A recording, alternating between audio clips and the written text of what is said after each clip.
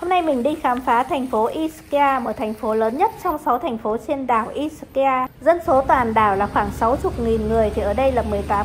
Từ thành phố mình đến đây bằng xe buýt. Nếu mà đi xe buýt có chữ CD thì nó sẽ chạy theo một tuyến đường vòng xuôi theo chiều kim đồng hồ, nên khi đến và khi về là mình đã có cơ hội đi được một vòng xung quanh đảo. Và thành phố này hấp dẫn nhất là có một cái lâu đài cổ giữa biển, nó rất lớn, chiếm nguyên một hòn đảo. Lâu đài này, đỉnh núi Epomel và quả chanh là những biểu tượng đặc trưng của hòn đảo Ischia.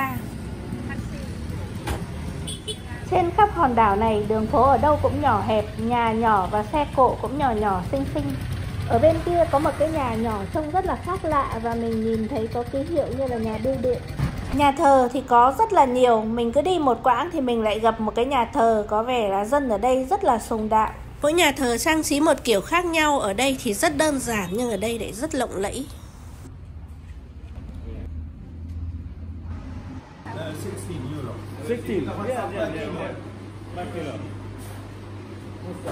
16. Nước Ý nhưng mà phang tiếng Đức hay là phang tiếng Tẹp hay là phang tiếng Việt Nam thì họ cũng hiểu hết. 13. This 15, 25. 25. Yeah. This one 30. 30. 1, 3. 1 kilo. Yeah, 1 kilo. Có mua cân nào đâu, hỏi giá cho biết thôi.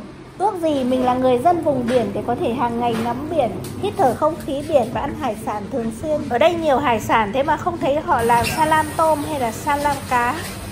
Tuy là biển đảo nhưng mà không thấy có cái gì rẻ bất ngờ cả. Con cá hồi. Con này vỏ có vẻ mỏng.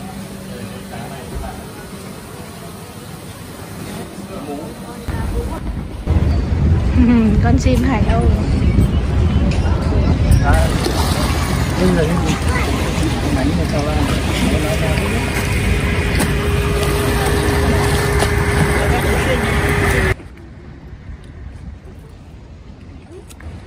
Chỗ này giống thành phố Venezia, tiếng Việt gọi là Venice.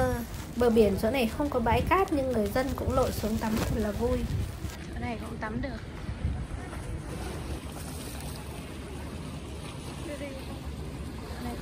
Câu.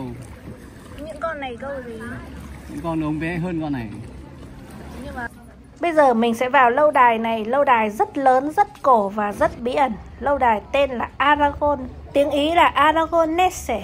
Lâu đài được nối bằng một cây cầu dài 220 m với ngôi làng cổ Celsa. Lối vào lâu đài thông qua một con đường hầm được đào vào đá và được xây dựng vào giữa thế kỷ 15. Đường hầm dài 400 m và con đường được chiếu sáng bởi các cửa sổ trên trần cao. Các cửa sổ này vào thời điểm đó cũng được dùng để thả dầu sôi, đá hay những vật liệu khác xuống kẻ thù. Với lịch sử gần 2.500 năm thì lâu đài này đã từng là một pháo đài và là nơi ẩn náu của người dân để họ có thể quan sát kẻ thù và bảo vệ mình khỏi sự xâm lược của cướp biển. Thế kỷ 18, khi nguy cơ cướp biển chấm dứt, người dân bắt đầu rời bỏ lâu đài đến các thành phố khác định cư thì nơi đây trở thành nhà tù giam giữ các tù nhân chính trị. Vào thế kỷ 16 thì lâu đài này gần như một cái làng nhỏ với chỗ ở cho gần 2.000 hộ gia đình, có các tu viện, có 13 nhà thờ và còn có một cái tu viện với nghĩa trang rất là rùng rợn. Đây là nhà thờ Assunta, xây dựng năm 1306, thay thế cho nhà thờ nằm trên đảo chính bị phá hủy sau vụ phun trào núi lửa năm 1301. Nhà thờ này còn có một tên khác nữa là nhà thờ Đức Mẹ lên trời. Bất cứ tầng nào của lâu đài cũng đều có một khoảng sân để nhìn ra biển xung quanh thật là đẹp. Nhà thờ Đức Mẹ lên trời, nơi đây từng tổ chức đám cưới của một công chúa và một bá tước Ý khi họ còn nhỏ. Công chúa sau này là một thi sĩ nổi tiếng và bà đã sống ở lâu đài hơn 30 năm.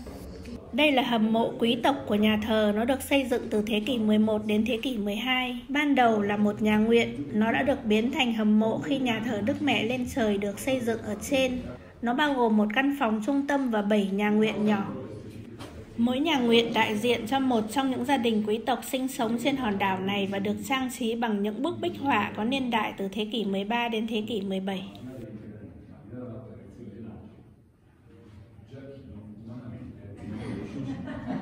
Các bức tường của mỗi nhà nguyện đều có hình các vị thánh và huy hiệu liên quan đến các gia đình quý tộc được chôn cất bên trong. Trước mặt là đảo Ischia và đỉnh núi Epomel cao nhất.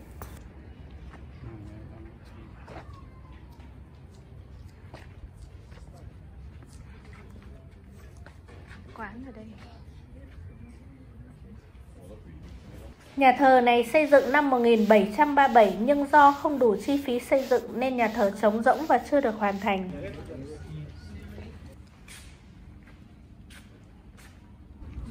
Còn đây là tu viện của 40 nữ tu nghèo được thành lập vào năm 1575.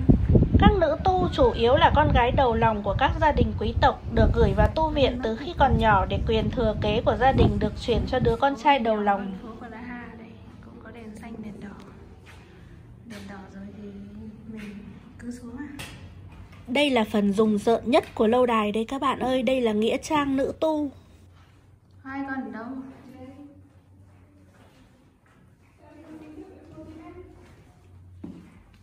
Cái gì con? Bé. Đây là căn phòng có một loạt những chiếc ghế đá để đặt những thi thể của các nữ tu trong tư thế ngồi. Mỗi chiếc ghế đều có lỗ thủng và ở dưới đó đặt những chiếc lọ đặc biệt. Xác thịt bị phân hủy, chất lỏng sẽ chảy vào những chiếc lọ đó, còn bộ xương thì chất thành từng đống ở trên. Tục lệ này xuất phát từ niềm tin cho rằng cơ thể chỉ là vật vô dụng chứa linh hồn, và việc một người từ chối chôn cất là để nhấn mạnh niềm tin này. Hàng ngày các nữ tu đến đây để cầu nguyện và suy ngẫm về cái chết. Họ dành nhiều giờ mỗi ngày trong một môi trường như vậy nên thường mắc các bệnh hiểm nghèo. Nghĩa trang hoàn toàn không có cửa sổ và hệ thống thông gió. Đã nghìn rưỡi năm trôi qua rồi và ở đây bây giờ thoáng đãng, không còn kinh khủng như ngày xưa nữa. Không hiểu sao sống trong một khung cảnh nên thơ như thế này mà các nữ tu đã nghĩ ra một tập tục và tự hành xác mình ghê gớm như vậy. Mình lại theo những bậc thang để tiếp tục lên. Lâu đài có độ cao tối đa là 113 m so với mực nước biển và có diện tích là 56.000 m². Hòn đảo nơi lâu đài được xây dựng là một bong bóng magma xuất phát từ một vụ phun trào núi lửa xảy ra cách đây hơn 300.000 năm trước. Theo thời gian, nó đã trở nên cứng lại nhờ những lần phun trào tiếp theo. Lên trên đây mát, chẳng muốn đi xuống nữa. Muốn ở đây luôn, mát quá.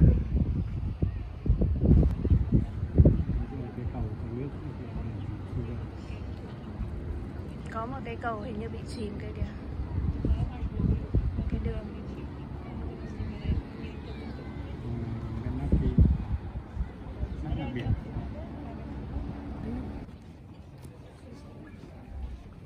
Lại có cây xương rồng đầy gai.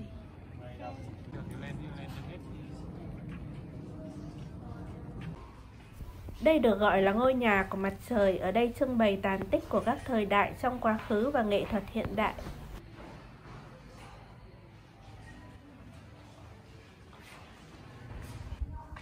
Lâu đài rộng lớn này hiện nay thuộc về chủ tư nhân. Năm 1912, khi nó là một đống đổ nát và bị bỏ hoang hoàn toàn, thì nhà nước bán đấu giá và một người luật sư mua lại với giá 25.000 lia, bằng 100 lần tháng lương công chức thời bấy giờ. Sau đó ông đã cư trú ở đây và bắt đầu một loạt các công việc trùng tu kéo dài. Trong những năm qua, các thế hệ con cháu của ông đã tiếp tục quá trình trùng tu và khôi phục lại lâu đài, mở cửa cho khách tham quan. Hàng năm kể từ cuối những năm 1970, lâu đài đã tổ chức các sự kiện văn hóa có uy tín quốc tế, là nơi triển lãm nghệ thuật, tổ chức các buổi hòa nhạc, biểu diễn sân khấu, hội nghị và lễ hội. Nhẹ nhàng dạo bước giữa những ngôi nhà cũ kỹ nhuốm màu thời gian và trên những con đường, vườn cây đầy nắng, nơi đây bây giờ chỉ còn là sự bình yên và tĩnh lặng bao trùm. Con ve ở ngay đâu đấy?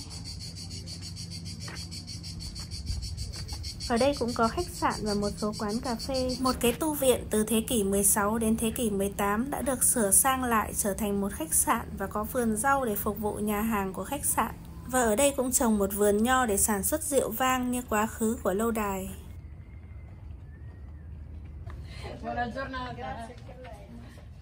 Đây là hầm rượu vang của ngày xưa.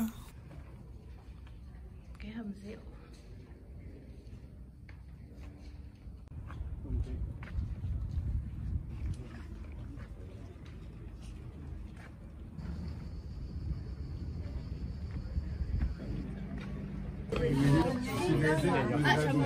Mình vẫn còn sót cây kia vẫn chưa lên nhưng mà leo thì quá đủ rồi. Từ đây mình có thể nhìn ra tất cả các đảo khác xung quanh.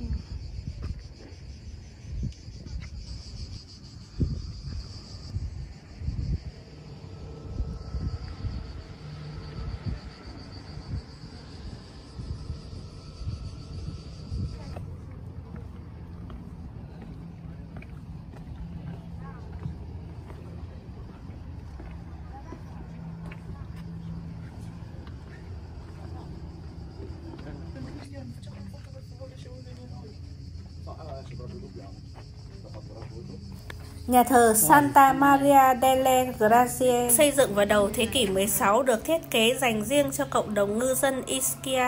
Nhà thờ nhỏ và đơn giản nhưng có tầm nhìn ra biển rất đẹp. Và ngay cạnh nhà thờ là một cái tháp canh.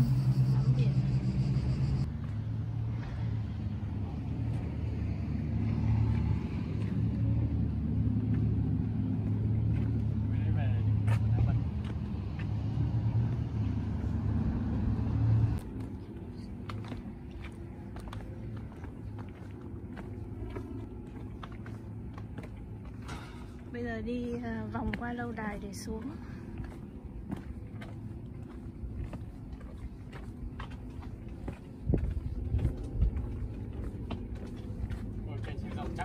Vậy là mình đã hoàn thành chuyến tham quan lâu đài. Con đường xuống vòng quanh lâu đài tuyệt đẹp, luôn nhìn thấy biển xanh mênh mông. Khác với lúc lên thì leo núi vất vả như là đi thỉnh kinh. Ở đây cũng có thang máy nhưng họ ghi là chỉ dành cho những người thực sự cần.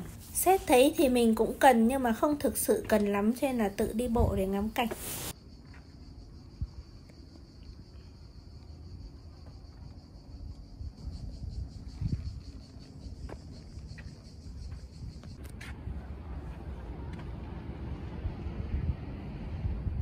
Lại đi qua con đường nguy hiểm mà ngày xưa nếu không cẩn thận thì sẽ bị ném gạch hoặc là đổ dầu sôi, nước sôi vào người. Cái gì rơi đấy?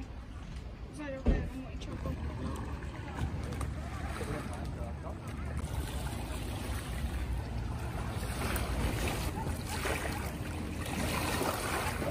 Lại đi qua thăm ông lão đánh cá và những con cá nhỏ.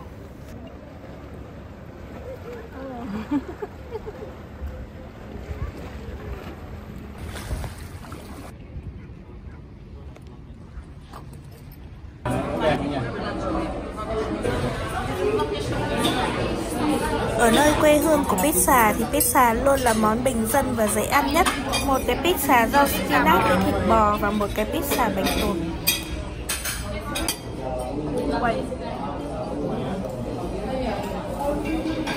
Pizza ăn như vậy.